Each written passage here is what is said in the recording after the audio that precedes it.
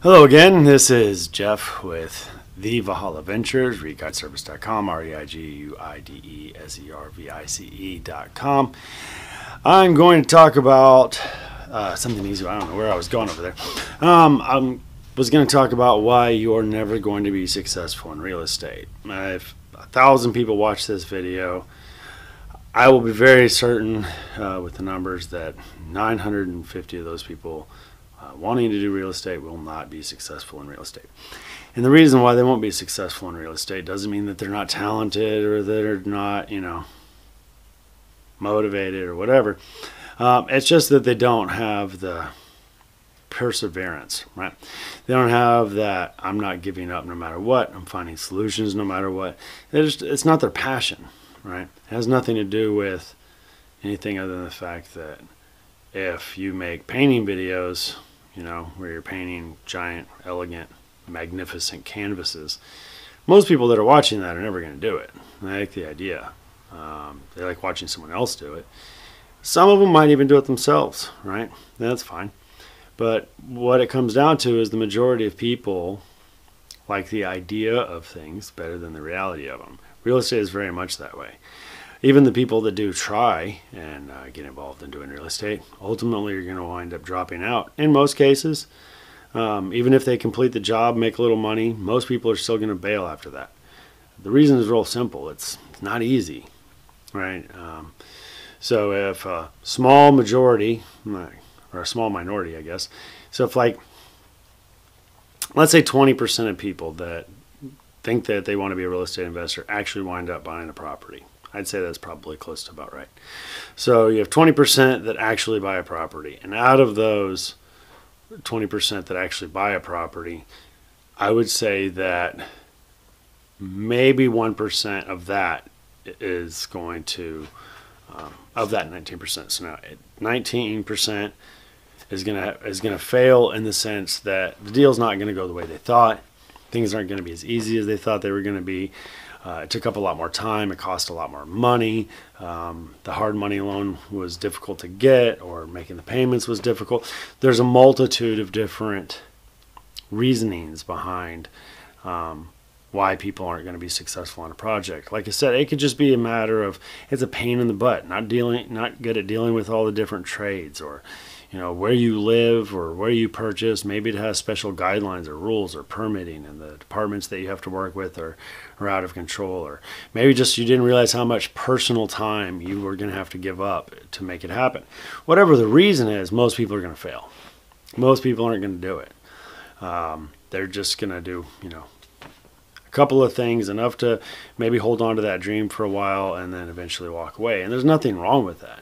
I'm not a person that believes that you should pursue a dream no matter what, because if you're not passionate about that dream, if that's not something that you're excited about, if it's not something you enjoy learning about and doing all the different aspects of, then you shouldn't be doing it, right? Like if you want to be involved in real estate and you want to make money off of real estate, I've said it before, there's a ton of ways that you can make money in real estate.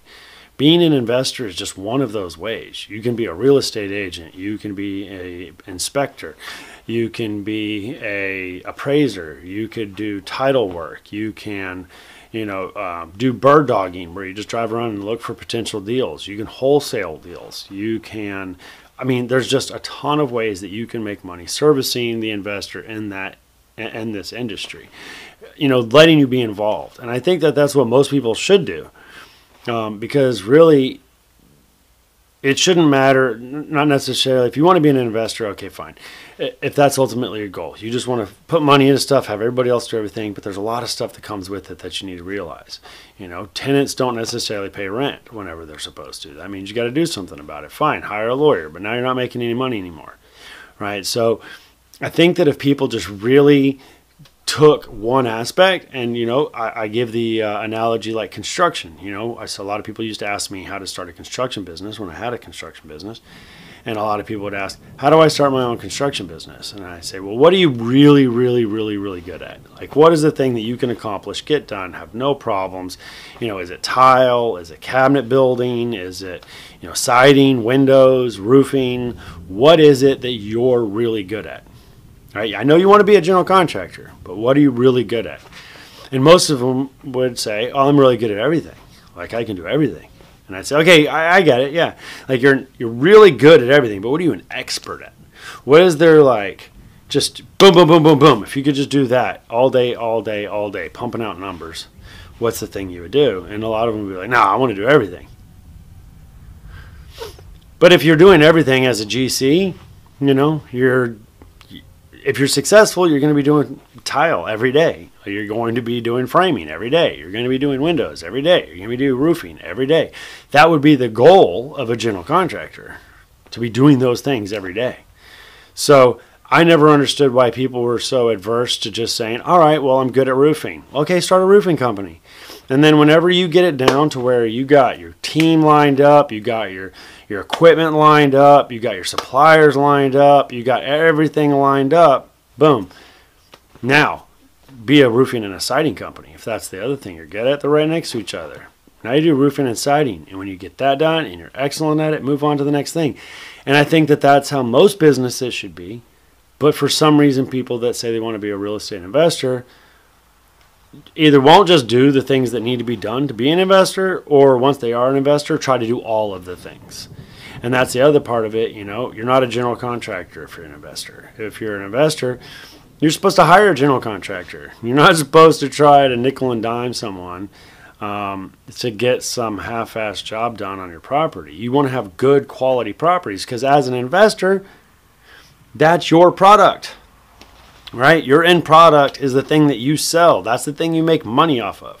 Whether it's a rental property, whether it's a house that you're going to flip, whether it's an apartment complex, strip center, storage facility, boat lockers, marina, whatever it is, your product, the thing that you're supposed to be making money off of, needs to be done well. And that's the one part where most people lose focus real quick. They're always trying to get it done cheap. They're always trying to get it done easy. And they don't even stop to ask the questions like, well, if I use this siding, how long will it last? Oh, okay. Well, you know, it'll last 10 years, realistically, if you ask anybody. But this other siding has a 50-year warranty. Okay, cool. I don't want to spend that money now, so we'll wait, and I'll just do it later. Okay. And then there's people that say, okay, well, I'm going to get it done now, and then hire someone cheap, and the person they hire cheap doesn't put that product in right, and now it doesn't have any warranty on it. So you have to really be hyper-focused on perfecting the craft of being an investor. Knowing a little bit about all these different things and putting a big deal together to make it so that you can be profitable. So that you can make yourself profitable even after you've made everybody you work with profitable. When you've made that real estate agent that found you that deal, when you made her even more money because she didn't charge you the fee up front because she knew that you were going to flip it. So she knew she was going to get the listing on the back end. So she knew that you were going to raise the value $200,000. So she knew that her commission was going to be $200,000 more, or 3% off of $200,000 more than it was before. It's a win. You can build these relationships. But if you try to be cheap with that real estate agent and you try to get that real estate agent to sell for like 1% up front, and then you'll maybe get them to list it on the back end, they don't even know if you're going to finish that property. You're asking for a whole lot of risk for not a lot of guarantee.